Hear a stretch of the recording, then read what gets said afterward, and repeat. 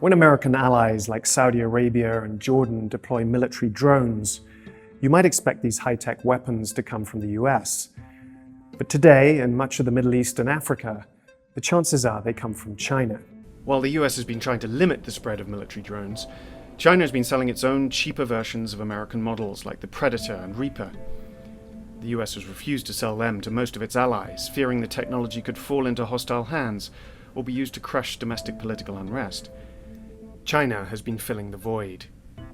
It used to export mainly low-tech hardware to long-time customers such as Pakistan, but now it's selling increasingly advanced weaponry, including stealth fighters and drones, in markets once dominated by the US and Russia.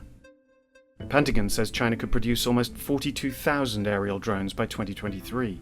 China's military drones may be cheaper than American ones, but they look remarkably similar.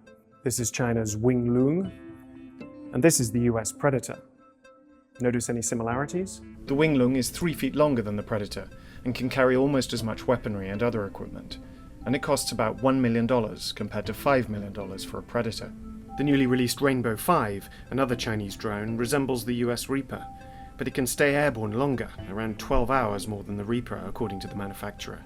Its price is not yet known, but experts expect it will undercut the Reaper's price tag of around $15 million. China's drones are so similar to their rivals that American manufacturers believe they've been reverse engineered. China denies that. Soon, China might be not just selling military drones, but manufacturing them in the Middle East, one of the biggest markets for defense technology. In March, Chinese and Saudi officials signed an agreement to produce up to 100 Rainbows together in Saudi Arabia, according to people involved. That was a blow to the US, as Saudi Arabia is an ally and the world's second biggest arms buyer.